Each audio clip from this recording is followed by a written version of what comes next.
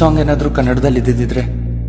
ಬಂಧಿಸಿಟ್ಟ ಬೇಲಿ ಮುರಿದು ಸಿಂಹ ಜಿಗಿದು ಗರ್ಜಿಸೋ ಗಳಿಗೆ, ನೆಂದರೆಕ್ಕೆ ಬಿಸಿಲಿಗೆ ಚಾಚಿ ಹೊರಟ ಹದ್ದು ಬೇಟೆಯ ಕಡೆಗೆ. ಆಳವಾದ ಗಾಯ ಈಗ ವಾಸಿಯಾಗಿದೆ, ಎದೆಯಲ್ಲಿದ್ದ ಜ್ವಾಲೆ ಆಚೆ ಉಕ್ಕಿ ನನ್ನೆ ಸುಡುತ್ತಿದೆ. ಆಕಾಶದಿಂದ ಸಿಡಿಲು ಬಡಿದರೂನು ಅಂಜದೆ, ಸಾವನ್ನೇ ಮೆಟ್ಟಿ ನಿಂತು ಮುಂದೆ ನುಗ್ಗುವೆ. ಆ ಮೌನವನ್ನು ಮುರಿದು ಜೋರಾಗಿ ಚೀರುವೆ, ಮುಂದೆ ಬಂದು ನಿಲ್ಲೋ ಶತ್ರು ನಿನ್ನ ಎದೆಯ ಸೀಳುವೆ. ದ್ವೇಷವೆಂದರೇನು ತಿಳಿಯೋ ಆಸೆ ನಿಂಗೆ ಇದ್ದರೆ, ಒಂದೊಮ್ಮೆ ಮುಟ್ಟಿ ನೋಡೋ ಭಸ್ಮವಾಗುವೆ. ನನ್ನ ಪ್ರಾಣ ಪಕ್ಷಿ ಹಾರಿ ಹೋಗೋವರೆಗೂ ಬಿಡದೇನೆ ನಾನು ಹೋರಾಡುವೆ. ಇದು ಚರಿತ್ರೆ ಸೃಷ್ಟಿಸೋ ಅವತಾರ. ಓಂ ಶ್ರೀಂ ಹ್ರೀಂ ಕ್ಲೀಂ ಗ್ಲೌಂ ಗಂ ಗಣಪತಯೇ ಸರ್ವಂ ಸಾಧೈ ಸಾಧೈ ಸ್ವಾಹ. ಮಂಜು, ನಿನ್ನ ಹತ್ರ ಒಂದು ಕ್ವಶನ್ ಕೇಳಲಾ? ಕೇಳು. ಇವತ್ತು ಒಂದ್ ದೇವಸ್ಥಾನ ಕರ್ಕೊಂಡು ಹೋಗಿದ್ದಾರ. ಆ ದೇವಸ್ಥಾನಕ್ಕೆ ಹೋದ್ರೆ ಗ್ರಹ ದೋಷ, ಗ್ರಹಣ ದೋಷ, ನಕ್ಷತ್ರ ದೋಷ ಇವೆಲ್ಲವೂ ಪರಿಹಾರ ಆಗುತ್ತೆ ಅಂತ ಹೇಳಿ ಕರ್ಕೊಂಡು ಹೋದಲ್ಲ, ಇದು ಸತ್ಯನಾ? ತುಂಬಾ ಒಳ್ಳೆ ಕ್ವಶನ್ ಕೇಳಿದೆ ನೀನು. ಇದರಿಂದ ನೂರಾರು ಜನಕ್ಕೆ ಸಾವಿರಾರು ಜನಕ್ಕೆ ಹೆಲ್ಪ್ ಕೂಡ ಮಾಡ್ದಂಗಾಗುತ್ತೆ ನಾವು. ಇದು ತುಂಬಾ ಡೀಪ್ ಸೀಕ್ರೆಟ್. ಇದು ಜಗತ್ನಲ್ಲಿ ಇನ್ನೂವರೆಗೆ ಈ ದೇವಸ್ಥಾನಗಳ ಬಗ್ಗೆ ಯಾರೂ ಹೇಳಿಲ್ಲದ ಒಂದು ಡೀಪ್ ರಹಸ್ಯ ಇದು. ಈ ಟಾಪಿಕ್ ಬಗ್ಗೆ ಡೈರೆಕ್ಟ್ ಆಗಿ ಡಿಸ್ಕಷನ್ ಮಾಡೋದ್ರಿಂದ ಫುಲ್ ವಿಡಿಯೋ ಚೆನ್ನಾಗಿ ಬರೋದಿಲ್ಲ, ಸ್ವಲ್ಪ ಎಂಟರ್ಟೈನ್ಮೆಂಟ್ ಆಗಿ ಮಾಡೋಣ. ಸರಿ ರತ್ನ, ಸ್ಟಾರ್ಟ್ ಮಾಡ್ಲಾ? ಕೇಳಿ ಕಾದಿರುವ ಬಾಂಧವರೇ, ಭುವಿಯಲ್ಲಿ ಅವನ ಅರಿತವರೇ ಯಾರಿಲ್ಲ ಬಿಡಿ. ಮುನ್ನುಡಿ ಇದ್ದರದೊಂದು ದಂತ ಕಥೆ, ನಾಲ್ಕು ದಿಕ್ಕಿನಲು ಬೇಕವನು. ಬಂದೂಕು ಹಿಡಿದ ಮಾನವನು, ತಲೆ ಮೇಲಿದೆ ಕಿರೀಟ, ತೀರಾಟ ಗುರಿ ಬೆನ್ನತ್ತು ನೇತಾರನು. ಸುದ್ದಿ ಸಾರಿದ ಸುಮಾರು ಪಾತ್ರದ ಪರಿಚಯ ಇರೋರು, ಬದುಕಿಗೆ ಇದೆ ಘನ ಹೆಸರು.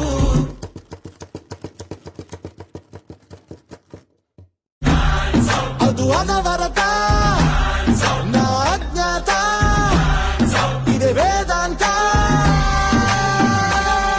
ಇದು ಚರಿತ್ರೆ ಅವತಾರ.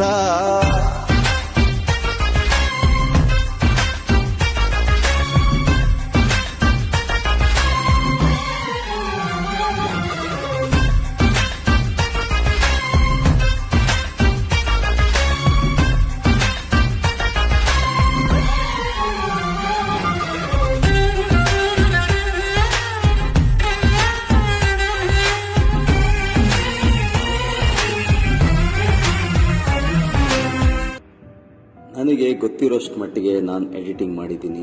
ಇದೆಲ್ಲ ನಿಮಗೆ ಇಷ್ಟ ಆಯಿತು ಅಂತ ನಾನು ತಿಳ್ಕೊತೀನಿ. ಬನ್ನಿ ವಿಷಯಕ್ಕೆ ಬರೋಣ. ನಾನು ಈಗ ದೇವಸ್ಥಾನಕ್ಕೆ ಬಂದಿರೋ ಜಾಗ ಬಂದು ತಮಿಳುನಾಡು ಕುಂಭಕೋಣಂ. ಈ ದೇವಸ್ಥಾನದ ವಿಶೇಷವೇನೆಂದ್ರೆ, ಈ ದೇವಸ್ಥಾನ ನಿರ್ಮಿಸಿ 1500 ವರ್ಷಗಳಾಗಿದೆ. ತುಂಬಾ ಪ್ರಾಚೀನವಾದ ದೇವಸ್ಥಾನ. ಇಲ್ಲಿ ನೆಲೆಸಿರುವ ದೇವರು ಶ್ರೀ ಮಹಾಲಿಂಗೇಶ್ವರ ಹಾಗೂ ಮೂಕಾಂಬಿಕೆ. ಈ ದೇವಸ್ಥಾನಕ್ಕೆ ನಾವು ಬರೋದ್ರಿಂದ ನಮಗೇನು ಲಾಭ, ನಮಗೇನು ಪ್ರಯೋಜನವೆಂದು ತಿಳಿದುಕೊಳ್ಳಬೇಕಾದ್ರೆ ಈ ದೇವಸ್ಥಾನದ ಬಗ್ಗೆ ಯೂಟ್ಯೂಬ್ನಲ್ಲಿ ಸಾಕಷ್ಟು ವಿಡಿಯೋಗಳು ಇದೆ, ಅದನ್ನ ನೋಡಿ ನೀವು ತಿಳ್ಕೊಳ್ಳಿ. ಆದ್ರೆ ನಾನು ಈಗ ಮಾಡ್ತಿರೋ ವಿಡಿಯೋ ಯಾವ ವಿಷಯದ ಬಗ್ಗೆ ಅಂದ್ರೆ, ಈ ದೇವಸ್ಥಾನದ ಬಾಗಿಲು ಅಥವಾ ಗೋಪುರ, ಅದನ್ನು ದಾಟಿ ನಾವು ದೇವಸ್ಥಾನದ ಒಳಗೆ ಬಂದಾಗ ನಮ್ಮನ್ನು ಎಷ್ಟೋ ಜನ್ಮಗಳಿಂದ ಬೆಂಬಿಡದೆ ಕಾಡುತ್ತಿರುವ ಬ್ರಹ್ಮ ಪಿಚಾಚಿಯು ಆ ದೇವಸ್ಥಾನದ ಹೊಸ್ತಿಲಿನಲ್ಲಿಯೇ ನಮ್ಮನ್ನು ಬಿಟ್ಟು ಬಿಡುತ್ತದೆ. ಹಾಗೆಯೇ ದೇವಸ್ಥಾನದ ಒಳಗೆ ಪ್ರವೇಶ ಮಾಡುತ್ತಾ ಮುಂದೆ ಹೋದ ನಂತರ ಒಂದೇ ಕೋಣೆಯಲ್ಲಿ ನಮಗೆ 28 ಲಿಂಗಗಳು ಸಿಗುತ್ತವೆ. ಆ ಎಲ್ಲಾ ಲಿಂಗಗಳಿಗೆ ಒಂದೊಂದು ಲಿಂಗಕ್ಕೂ ಮಣ್ಣಿನ ಹಣತೆಯಿಂದ ತುಪ್ಪದ ದೀಪವನ್ನು ಹಚ್ಚಬೇಕು. ಈ ರೀತಿ 28 ಲಿಂಗಗಳಿಗೆ ನಾವು ದೀಪ ಬೆಳಗುವುದರಿಂದ ನಮ್ಮ ನಕ್ಷತ್ರ ದೋಷಗಳು ಪರಿಹಾರವಾಗುತ್ತದೆ ಅಂತ ಈ ದೇವಸ್ಥಾನದ ದಂತಕಥೆಗಳಲ್ಲಿ, ಪುರಾಣ ಕಥೆಗಳಲ್ಲಿ ಉಲ್ಲೇಖಿಸಿದೆ. ಇದು 100ಕ್ಕೆ 100 ಸತ್ಯವೂ ಕೂಡ. ಜಗತ್ತಿನಲ್ಲಿ ಎಲ್ಲದಕ್ಕಿಂತ ನಂಬಿಕೆ ದೊಡ್ಡದು. ನಂಬಿಕೆ ಇಟ್ಟು ಶ್ರದ್ಧೆ ಭಕ್ತಿಯಿಂದ ಪೂಜಿಸಿದರೆ ಸಕಲವನ್ನು ಸಾಧಿಸಬಹುದು. ಈ ದೇವಸ್ಥಾನದ ಇನ್ನೊಂದು ವಿಶೇಷವೇನೆಂದರೆ, ಮೊದಲು ಈ ದೇವಸ್ಥಾನಕ್ಕೆ ನಾವು ಪ್ರವೇಶಿಸಿದ ದ್ವಾರದಿಂದ ಮತ್ತೆ ಅದೇ ದ್ವಾರದಿಂದ ನಾವು ಹೊರಗೆ ಹೋಗಬಾರದು. ಇದರ ಅರ್ಥ ಬಂದ ದಾರಿಯಲ್ಲೇ ಹಿಂತಿರುಗಿ ಹೋಗಬಾರದು.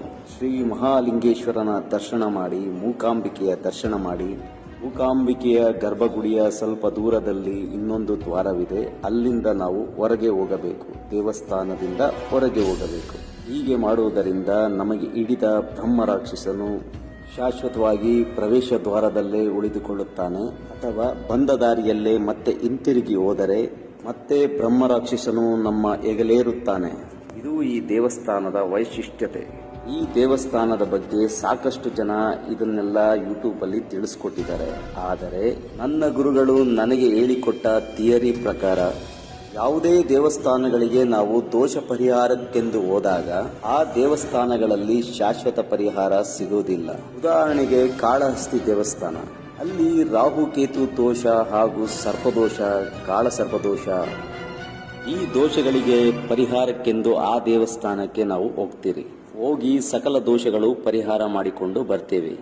ಆದರೆ ಅದು 1.5 ವರ್ಷದವರೆಗೆ ಮಾತ್ರ ಸೀಮಿತವಾಗಿರುತ್ತದೆ. ಮತ್ತೆ ರಾಹುಕೇತುಗಳ ಬದಲಾವಣೆಯಾದಾಗ ಮತ್ತೆ ತೆರಳಿ ಮತ್ತೆ ಅದೇ ದೋಷ ಪರಿಹಾರಗಳನ್ನು ನಾವು ಮಾಡಿಸಬೇಕು. ಇಲ್ಲವಾದಲ್ಲಿ ಆ ಶಕ್ತಿ ಕುಗ್ಗುತ್ತದೆ. ಒಂಥರ ಇದು ರೀಚಾರ್ಜ್ ಇದ್ದ ಹಾಗೆ. ಈ ಎಲ್ಲಾ ದೋಷಗಳಿಗೂ ಶಾಶ್ವತ ಪರಿಹಾರವಿಲ್ಲವೇ ಇಲ್ಲ. ಹಾಗೆಯೇ ತಿರುಪತಿ ಬಾಲಾಜಿಯ ದರ್ಶನವೂ ಕೂಡ. ನಾವು ಒಂದು ಬಾರಿ ತಿರುಪತಿಗೆ ಹೋದರೆ ಅದು 6 ತಿಂಗಳವರೆಗೆ ನಮ್ಮ ದೇಹದಲ್ಲಿ ಆ ಶಕ್ತಿ ಇರುತ್ತದೆ. ಅದಾದ ನಂತರ ಆ ದೇವರ ಕೃಪೆ ಕಡಿಮೆಯಾಗುತ್ತದೆ. ಇದರ ಅರ್ಥ ತಿರುಪತಿ ಗೋವಿಂದನನ್ನು ವರ್ಷಕ್ಕೆ 2 ಬಾರಿ ಆತನ ದರ್ಶನ ಪಡೆಯಬೇಕು. ಆ ದರ್ಶನವನ್ನು ಮಂಗಳವಾರ ಮಾಡಿದರೆ ತುಂಬಾ ಶ್ರೇಷ್ಠ. ಅದೇ ರೀತಿ ನಾನು ಈಗ ಈ ವಿಡಿಯೋ ಮಾಡ್ತಿರೋ ದೇವಸ್ಥಾನದ ವೈಶಿಷ್ಟ್ಯತೆ. ಈ ದೇವಸ್ಥಾನದಲ್ಲಿ ನಕ್ಷತ್ರ ದೋಷ ಪರಿಹಾರ ಆಗುತ್ತದೆ. ಬ್ರಹ್ಮ ರಾಕ್ಷಸನ ದೋಷ, ಬ್ರಹ್ಮಹತ್ಯೆ ದೋಷ ಕೂಡ ಪರಿಹಾರ ಆಗುತ್ತದೆ. ಆದರೆ ಈ ದೋಷಗಳ ಪರಿಹಾರ 1 ವರ್ಷ ಮಾತ್ರ ಇರುತ್ತದೆ. ಮತ್ತೆ ನಾವು ವರ್ಷಕ್ಕೆ ಒಮ್ಮೆ ಈ ದೇವಸ್ಥಾನಕ್ಕೆ ಬರುತ್ತಿದ್ದರೆ ಅದು ಶಾಶ್ವತ ಪರಿಹಾರ ಸಿಗುತ್ತದೆ. ಇಲ್ಲವೆಂದು ಈ ದೇವಸ್ಥಾನಕ್ಕೆ ಬರದೆ ಒಂದೇ ಬಾರಿ ನಾವು ಬಂದು ಹೋದರೆ ಈ ದೇವಸ್ಥಾನಕ್ಕೆ ಅದು 100ರಲ್ಲಿ 10% ಮಾತ್ರ ನಮ್ಮ ದೋಷ ಪರಿಹಾರ ಶಾಶ್ವತವಾಗಿ ಆಗುತ್ತದೆ. ತುಂಬಾ ದರಿದ್ರವಾದ ದೋಷವೆಂದರೆ ನಕ್ಷತ್ರ ದೋಷ, ಗ್ರಹಣ ದೋಷ. ಈ ದೇವಸ್ಥಾನಗಳಿಗೆ ವರ್ಷಕ್ಕೆ ಒಮ್ಮೆ ಬಂದು ಹೋಗುತ್ತಿದ್ದರೆ ಯಾವ ದೋಷಗಳು ಇರುವುದಿಲ್ಲ. ಆದರೆ ಬರಲು ಸಾಧ್ಯವಾಗದಿದ್ದಲ್ಲಿ ಈ ದೋಷಗಳಿಗೆ ಶಾಶ್ವತ ಪರಿಹಾರವೇನೆಂದರೆ ನಮ್ಮ ಅಕ್ಕಪಕ್ಕದಲ್ಲಿರುವ ದೇವಸ್ಥಾನದ ಅರ್ಚಕರು ಮತ್ತು ಜ್ಯೋತಿಷ್ಯ ಶಾಸ್ತ್ರ ಬಲ್ಲವರು ಈ ದೋಷಗಳನ್ನು ಯಜ್ಞ ಯಾಗಾದಿ ಪೂಜೆಗಳಿಂದ ಆ ನಕ್ಷತ್ರಗಳನ್ನು ಆಹ್ವಾನ ಮಾಡಿ ಅದಕ್ಕೆ ಶಾಂತಿಪಡಿಸಿ ನಮ್ಮ ದೋಷಗಳನ್ನು ಶಾಶ್ವತ ಪರಿಹಾರ ಮಾಡಿಕೊಡುತ್ತಾರೆ. ಇಂಥ ದೋಷ ಪರಿಹಾರಗಳ ಪೂಜೆ ಲಕ್ಷಕ್ಕೆ ಕೋಟಿಗೆ ಒಬ್ಬನಿಗೆ ಮಾತ್ರವಾಗುತ್ತದೆ ಈ ಭೂಮಿ ಮೇಲೆ. ಈ ದೋಷಗಳಿದ್ದ ಜನ ಈ ಪೂಜೆ ಮಾಡಿಸಿಕೊಳ್ಳದಿದ್ದರೆ ಜಗತ್ತಿನಲ್ಲಿರುವ ಎಲ್ಲಾ ಕಷ್ಟಗಳು, ಎಲ್ಲಾ ದರಿದ್ರಗಳು, ಎಲ್ಲಾ ದರಿದ್ರ ಬುದ್ಧಿಯು ಅವರು ಸಾಯುವವರೆಗೂ ಅವರ ಜೊತೆಯೇ ಇದ್ದು ಅವರು ಮಣ್ಣಲ್ಲಿ ಮಣ್ಣಾಗುವವರೆಗೂ ಅವರನ್ನು ಕಾಡಿ ಪೀಡಿಸಿ ಅವರನ್ನು ರಕ್ತ ಹೀರಿ ಸಾಯಿಸುತ್ತದೆ. ಇದೇ ಸತ್ಯ. ಈ ಸತ್ಯದ ಬಗ್ಗೆ ಜಗತ್ತಿಗೆ ಇನ್ನೂವರೆಗೂ ಯಾರು ತಿಳಿಸಿಕೊಟ್ಟಿಲ್ಲ. ತಿಳಿಸಿಕೊಟ್ಟಿದ್ದರೂ ಇಷ್ಟು ಆಳವಾಗಿ, ಇಷ್ಟು ಡೀಟೇಲ್ ಆಗಿ ಯಾರು ಬಿಡಿಸಿ ಹೇಳಿಕೊಡುವುದಿಲ್ಲ. ಇಂಥ ದೋಷಗಳಿರುವ ಜನರಿಗೆ ದುರಹಂಕಾರವು ಮಿತಿಮೀರಿ ಹೋಗಿರುತ್ತದೆ. ಅವರಿಗೆ ಕೇಳಿಕೊಳ್ಳುವ ತಾಳ್ಮೆ ಕೂಡ ಇರುವುದಿಲ್ಲ. ಅಂಥವರಿಗೆ ಹೇಳಿದರೆ ಎಷ್ಟು, ಬಿಟ್ಟರೆ ಎಷ್ಟು.